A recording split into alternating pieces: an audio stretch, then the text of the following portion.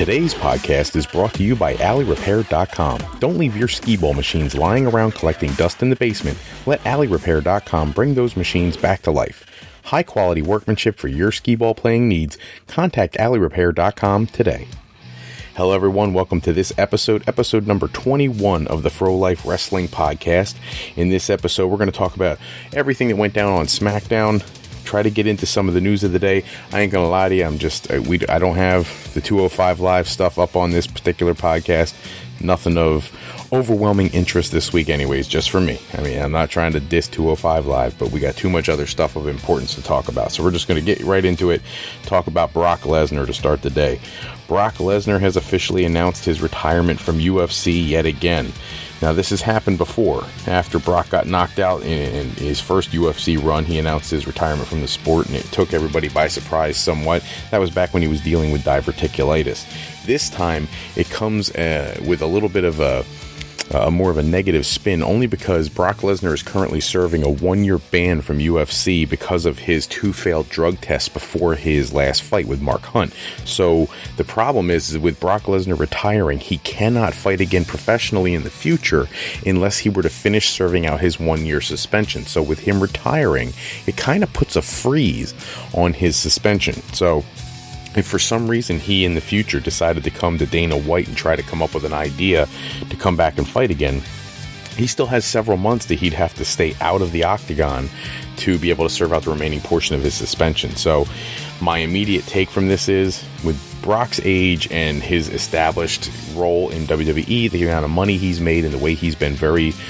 smart with his money, I think this may be legitimately the end of Brock Lesnar's mixed martial arts career. So, you know, there's mixed opinion about what the success level of his mixed martial arts career was, but at the end of the day, he was one of the biggest big money draws in UFC for the limited amount of time he was there.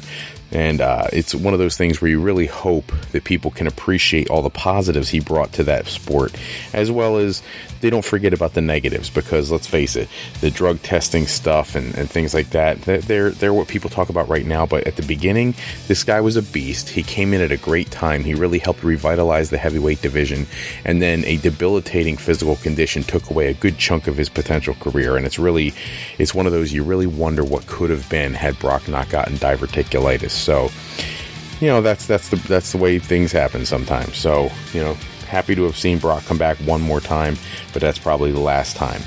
On to Linda McMahon. Linda McMahon was confirmed as the head of the Small Business Association under President Donald Trump.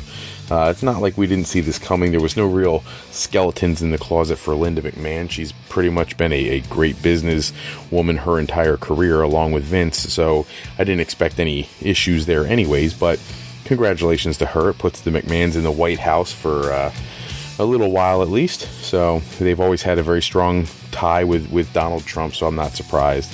But just kind of weird to see someone who is a chief officer and a financial planner and things like that for a wrestling organization that holds such a high position with the President of the United States, even if it's Donald Trump. So moving on, Mick Foley. He had a interview this week. It's been reported on Cage Side Seats and WrestleZone.com and various other outlets that he's done wrestling. After some neurological tests and whatnot, he has been told that it's just not going to happen. You know, WWE, one of the good things that has come out of all this concussion syndrome in research and whatnot is that they really are, sometimes to the fans' disapproval, but to medical science's approval, preventing people from getting hurt to the point where they're not going to be able to function in the right way in their older life. Mick Foley took a lot of insane bumps. Daniel Bryan took a lot of huge bumps throughout his career, and that's why these guys don't wrestle anymore. Mick Foley lost all this weight, and people speculated maybe after the hip surgery, maybe he'd want to come back for like one more match kind of thing, and he said that would be for lack of better terms, a knock on his legacy, and it's not something he'd be interested in. And I can understand that completely, because the Mick Foley we used to see and we fell in love with would never be the same after the surgery and everything else. So, you know, congrats to Mick on making that official. I don't know that anybody will ever capture his level of intensity again in the wrestling business. The phrase "often imitated, never duplicated," that applies to Mick Foley. Coming out of Raw, there's a lot of reports out talking about the Emelina situation, that her character that they've been building up for 17 weeks was finally scrapped, and that's why she came out on Raw and said that she was going to evolve into Emma again. Emma was that awkward dancing freaky girl who was with Santino originally. She went back to NXT when her character didn't get over real well. She became like a stuck-up heel character, and that's probably what she's going back to be, because she apparently couldn't pull off the character they were looking to establish with her, which does not say much for her acting ability.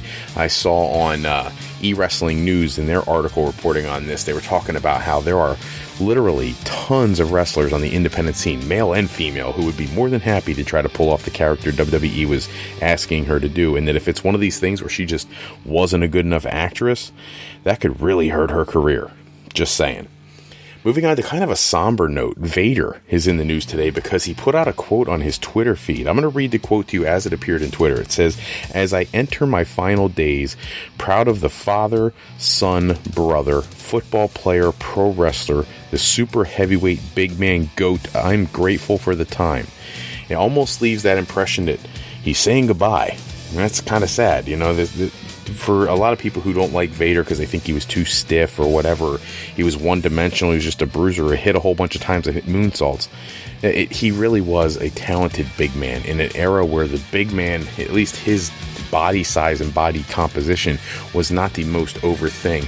Classic feuds with people like Ric Flair, with Sting, and even matches with other people like Nikita Koloff and things like that. Just a really talented guy. He got in the ring with Hulk Hogan, hung in there in the WWE with Shawn Michaels, and he had so many matches with so many premier talents. It's sad to see a guy who is at such heights at what let's face it, in real terms, that he's not that old. He's really not.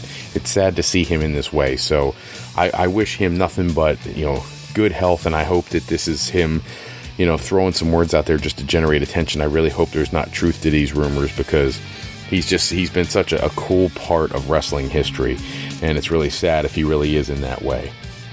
We need to cover Smackdown before I go any further, because let's face it, I didn't get a chance to get on here last night and give you guys the Smackdown recap, so I want to make sure we do that.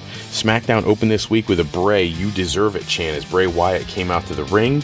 It was a really cool moment because, WWE really goes out of their way to make sure that certain guys are heels and certain guys are faces, and they don't like it when people cross that over. I guess they forget that they really wanted Stone Cold to be a bad guy, but he became a good guy by being a bad guy, and the people loved him for it and became one of the biggest, if not the biggest, attraction in the history of wrestling. For some reason, they've forgotten that now, and Bray Wyatt might be that new guy. The fans love him. Let him be a face if that's what the fans want him to be. But either way, he comes out, the "You Deserve It" chant comes out. He talks about, his controlling the championship. He controls the world. Enter John Cena, who came out, and I actually really enjoyed John Cena's promo. He offered a lot of respect to Bray Wyatt. It was a very cool moment. It sounded genuine. Obviously it's all storyline, but he really made it sound genuine, and I appreciate that. I appreciate the realism in John Cena in that moment. And then again, enter AJ Styles, who wants his rematch. Now, if you remember, throughout the wrestling history, whenever the champion gets beat, he gets a rematch. They have been missing that opportunity for quite a few years now. A lot of people lose the championship, never get their rematch, and then they try to pull off something where, hey, I never got my rematch, I get my rematch now. Well, AJ Styles didn't lose the world championship to Bray Wyatt. That's not a rematch, that's a match, one that has never happened. If you want a match with Bray Wyatt, come out and say, I want a match with Bray Wyatt because I never got an opportunity at John Cena. Don't come out and say, I want a rematch. Bray Wyatt's not your rematch. That kind of little semantic stuff really bugs me. But he comes out, talks about why he deserves his rematch. Enter Daniel Bryan, who really, I love the way they solve the issue. This is why SmackDown is gaining an audience. He throws out that the main event on SmackDown is going to be a triple threat match between the three for the championship. Kudos to Daniel Bryan and WWE for putting together a top-tier pay-per-view level match on free television with virtually no promotion. That's awesome. It's not the same as the Hulk Hogan Goldberg thing back in '98, but definitely a top-tier match that people really were excited to see. Transition into the next match, which is American Alpha against the Ascension. Thank God American Alpha gets on television when it's not a pay-per-view. And they had a great match back and forth, and after they go through every team on the SmackDown roster, you knew they weren't going to lose this match to the Ascension. Then the Usos have to come on the big Jumbotron, and they got to shoot their mouths off, cutting a promo on them. To be honest with you, I'm so frustrated with the SmackDown roster for the tag team division. It's just pathetic. The Usos, even going all the way back to when they were champions, they've been shoved down your throat worse than Roman Reigns, which is coincidental considering they're related. But the point is, we need to see something exciting. The Usos haven't been that. I like that they flipped them to heel, and I think their look is better instead of the funky face paint and the glittery colors and all. But at the end of the day, they're not believable as being tough because they've been beaten by every Tom, Dick, and Harry over the last 2-3 years. So why you're pushing them for yet another tag team championship program just doesn't make sense. It makes it seem like the championship is irrelevant. The transition after that, we have a backstage segment with Carmella and James Ellsworth. They're chit-chatting. Dean Ambrose comes in. He's looking for Baron Corbin. Talks about his unfinished business with Ellsworth to Daniel Bryan. Bam, we got our match. So Carmella and Ellsworth are out in the ring. They're waiting for the match to start. Cue the music for Dean Ambrose to come out, and he doesn't show up. And that's because Baron Corbin comes dragging him out of the back as apparently Corbin is attacking him in the back. Cool match. I kind of like the way that went down. We get no match between Ellsworth, so it leaves it for another time in the future, because at some point they're going to have Ambrose just beat the snot out of the guy just for fun. It gave Ellsworth a little bit of screen time with his main squeeze, Ms. Carmella, and it really makes Baron Corbin look strong heading into obviously a feud for the Intercontinental title, which I think is a good move since they clearly aren't ready to put the World Championship on Corbin. Now maybe they can put the Intercontinental title on him. Hopefully not until WrestleMania. I actually kind of expected that championship to potentially be defended in a ladder match like it's been done before, but I'm hoping they save the ladder match for the Cruiserweight title. So we'll see how that shakes out for the WrestleMania card. We have the most boring segment in the history of SmackDown, because now you've seen multiple weeks of Nikki and Natalya going at it in promos and backstage segments, and here they are doing it again. Why? It's over. It's done. Let it go. I'm sick and tired of seeing Natalya and Nikki. It's too much. You're ruining TV time by putting those two out there again. Going to a Baron Corbin segment where he's shooting his mouth off about wanting to destroy Dean Ambrose because Dean Ambrose cost him the World Championship at the Elimination Chamber. He's going out there and costing Dean Ambrose or whatever. It is what it is. Now he's going home in an ambulance or whatever. It's whatever. They should have put that on before the Nikki and Natalya thing. It would have made more sense. Interview with Dolph Ziggler. I'm noticing on SmackDown there was a lot more talking than I would have liked. Dolph Ziggler out talking about his win at the pay-per-view. Talking about how if he has to, he'll wipe out an entire generation to make his point on SmackDown. And whatever. I don't know what they're doing with him. Because to be honest with you, obviously, like I said in the last podcast, he's not one of the top 6 in their mind, or he would have been in the Elimination Chamber. So where are they going with this? Is he going for another mid-tier Intercontinental or U.S. title run? Or are they going to actually give him something meaningful to do? Are they going to pair him with somebody, put him in a tag team division, which I'm a huge proponent of since he's not doing anything in the singles world that matters, and we have no tag teams of any substance. By all means, get him a partner. Have him and his partner beat up Kalisto and Apollo Crews, and then move them into the World Tag Team title picture. Whatever you got to do, but give this guy something meaningful to do. Becky Lynch versus Mickie James. Thank the wrestling gods that the returning Mickie James finally gets a pinfall victory. It was kind of booked to be a little bit weak with her, acting like she was injured from the fall from the apron and then, kicking her in the face and getting a win. But at least it's a win. And I'm not the same as the Road Dogg. I believe that wins and losses do matter in certain situations, and this would be one of them. You can't bring a woman back and hype up her return as being a big deal when she can't beat anybody. You bring her in, you have her beat Becky Lynch. It makes it so she gets one up in the win column, and now she looks more legitimate. We see a clip for the HBO movie coming out about Andre the Giant. This is going to be cool, and I hope everybody out there gets a chance to see it.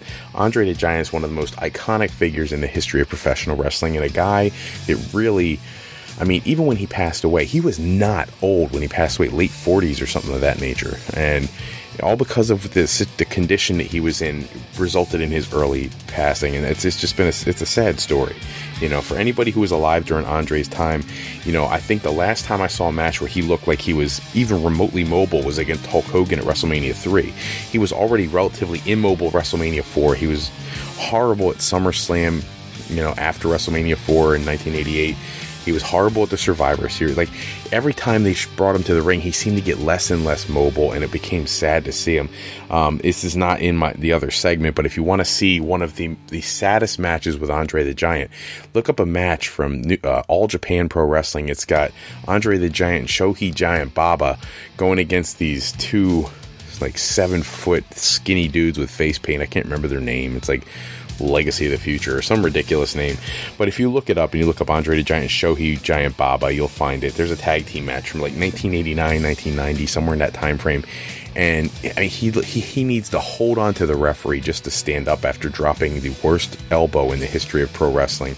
And it's just heartbreaking to see someone who is just a monster of a man in stature be reduced to that frailty, and then for him to pass away a short time after, I believe. I'm shooting this off the top of my head, 91, 92, somewhere in that time frame. It's just sad because he was just such a larger-than-life guy. I got to see him one time in Philadelphia at the Philadelphia Marriott Hotel, and it was just amazing to see this enormous man in front of you who couldn't have been kinder. He was so gentle. He was like making jokes with the kids. I remember I was very young at the time, and it was just really awesome to see him. And he's always been one that I really miss in the wrestling world. I think we missed out on some really cool opportunities had he been healthier. They move on to their Naomi interview. She announces that she has an injury. Alexa Bliss comes out and tells her she's got 1 week to prepare for the rematch. What I'm hearing in the different news wires is that the injury is legitimate, but it's not anything too serious. They're hoping to have the match next week, but that she actually did hurt herself a little bit after the match at the Elimination Chamber. So I'm hoping they don't have to take the championship off her this fast, because it really is amazing. I said that in the last episode that we have such a great women's champion for Smackdown now, and I'd really like to see her get at least some kind of substantial run with the championship. Just saying, it's my opinion. The main event is next. Before the match gets started, Luke Harper's out there. He attacks Bray Wyatt, beats him down pretty good. I actually really enjoyed that. The whole match was pretty well put together. You get your typical high spots. You get to see an attitude adjustment on Bray Wyatt. You get to see AJ Styles hitting all his classic moves and his just innovative style of wrestling in general. Dear God, please do not book him against Shane McMahon at Mania, because he is just too freaking talented to be going against Shane McMahon. But I digress. He ends up having the nice clean pinfall win. At the very end of the match, AJ's going to hit the flying forearm. John Cena knocks him off the rope. He hurts his stomach. He falls out of the ring. John Cena turns around, and he goes right into Sister Abigail for the clean pin. In one night, you get to see, at the Elimination Chamber, you get to see Bray Wyatt cleanly pin both John Cena and AJ Styles, and then John Cena again on SmackDown. This is important to build him as a strong main eventer, as a strong world champion, and I really appreciated the booking of that. Enter Randy Orton coming out from the back. Gets in the ring, says that as long as Bray Wyatt is the master and Orton is the servant, that he will not wrestle him. He won't face him at WrestleMania. So he's forfeiting his opportunity, which leads into the announcement for next week's SmackDown that occurred on Talking Smack, where Daniel Bryan was very clear that next week there'll be a battle royal to crown a new #1 contender for the match at WrestleMania. I don't like this idea, because it makes it look like now Orton's out of the picture unless he somehow shows up for the Battle Royal for some reason and still wins it. Otherwise, I don't know what the heck we've been building for all these months.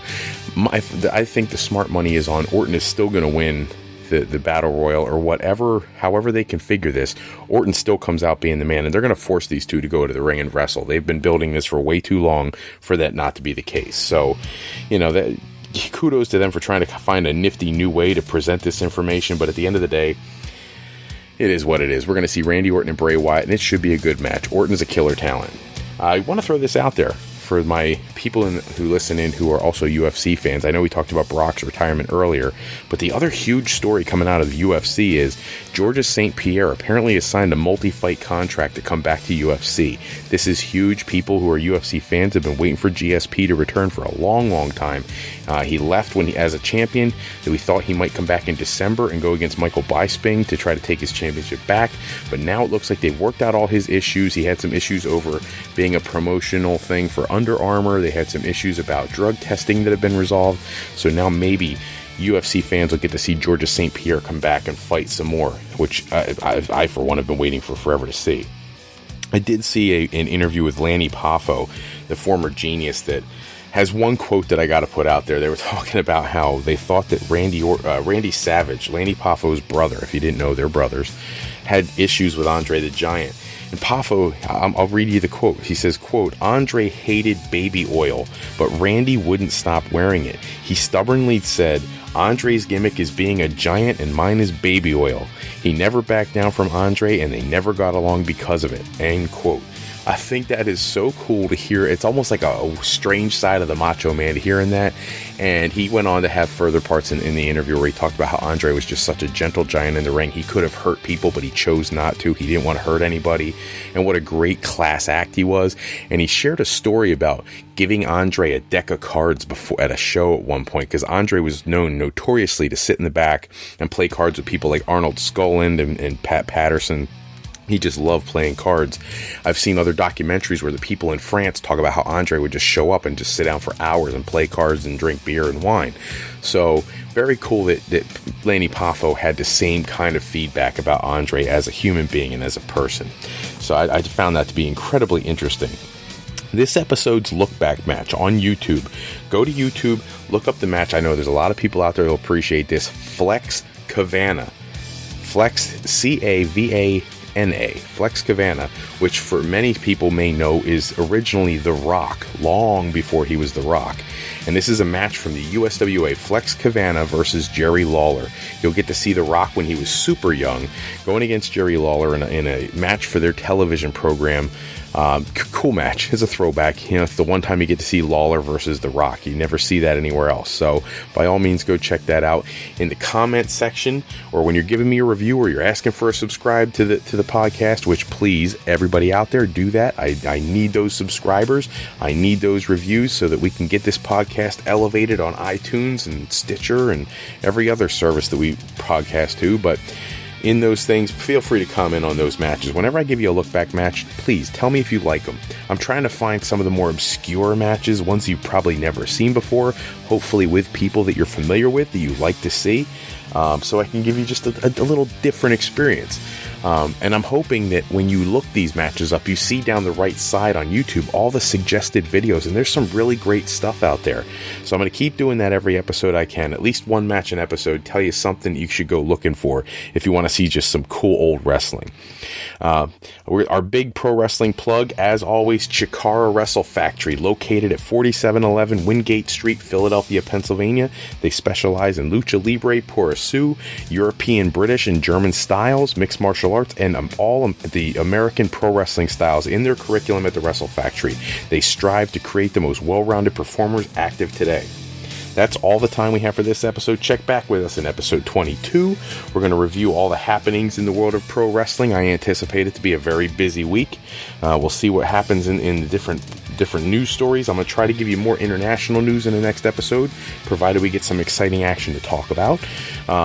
And in addition, I want to keep you guys rolling with some of this Ring of Honor and TNA stuff. We've been focusing on WWE so much lately because of their shows and their pay-per-view and everything else. I want to get back into some more of the Ring of Honor and the TNA and just those other side brands, because it's important if you want to know who some of these less prevalent talents are and non-WWE talents are. I got to make sure I get you guys that information, give you maybe some New Japan stuff too in the next episode. We'll see. Special thanks as always out to bensound.com, purpleplanet.com for producing all our music and sound effects. Today's podcast is sponsored in part by Beazle Games. Bringing a new friend to family game night is easy with sketchy people. Showcase your artistic side in this new game from Beazle Games and bring some fun and excitement back to family game night. Go to www.thegamecrafter.com/sketchypeople to pick up your copy today. And while you're on the Game Crafter, look for these. There's two other games I personally have picked up. Awesome games. One is by Fufu Games. It's called Legendary Elements. Very cool game. Time consuming for a family if you want to sit down and just have some fun with the family. www.thegamecrafter.com/legendary elements. And same thing for Banana Market. If you want to have a game for the kids, go shopping at the supermarket and get your list of things you need to buy. Banana Market is a cool game where you get to do that, and it's fun for the whole family. So www.thegamecrafter.com/banani, BANANI market.com. www.thegamecrafter.com/banana market. I think I got that out now without stumbling over my words. and AlleyRepair.com. Contact Alley Repair today for servicing of all your classic skee ball, pinball, and arcade needs. Go to AlleyRepair.com. Look, these guys are top of the line in work quality, build quality. They will take those old games you got. I'm talking about those big upright quarter-fed machines, and they can tweak them in a way they'll make them run like they're brand new. In addition, if you've got something special you want to do, I know there's a particular type of arcade game called JAMA. Apparently, all their games could plug into any one of their cabinets. These guys have a way to make JAMA games come back to life, depending on what you've got and how you want to configure it. So give them a call if you've got arcades in your basement, or skee ball machines, or pinball. They're big on pinball too. I actually saw some of this guy's work. He's got one of those old Indiana Jones pinball machines, and inside there's like a little airplane. Pull the airplane out, put in a different airplane that has a working propeller, so it could be even cooler than the original game was. So check out AlleyRepair.com. We want to thank you for taking a few moments with us today for today's podcast. Please go to our website at www.frolifeplanning.com to learn more about what we can do for you if you're on a path to higher education. If you're a junior or a senior in high school, maybe if you're in 9th or 10th grade and you just want to get a jump on what you need to do for going to college, give us a call, go online, go to our website, fill out a contact form, and give us some information. We can help you start planning the process. I love to see students of mine in the past and students and clients in the future get to their dream schools, and I can help you do that, but you got to give me some information so we can try to make those dream schools happen. frolifeplanning.com. That's what I do. I'm Mr. Fro. I want to thank you for taking a few moments with us today. I look forward to talking to everybody once again in the near future. Episode 22 coming up. Until then, by all means, one more time, please give us a subscribe, share our podcast with your friends, your family, anybody. If you're in a chat room or some kind of social media room where you've got other wrestling fans, by all means, promote the podcast, because the more you grow it for us, the more information and more subscribers we get, the better we have opportunities to reach more people. If you like what we do, I'm fairly confident, and I have nothing but high expectations for you guys' ability to review me fairly. If I'm doing a good job, tell me. I appreciate it. I've seen a lot of positive comments, and that means the world to me, especially some of those consistent listeners popping back. If you don't like something we're saying, let me know. Shoot me an email. Shoot me a comment. Do something so I can make this podcast everything you want it to be. At the end of the day, I'm just happy to be here for you guys. So take care. I will see you all again in episode 22. And everybody be safe out there. Catch some of those independent wrestling shows. Go online, look up some Chikara for me, okay? Do that for next episode. Take care, everybody. Bye-bye.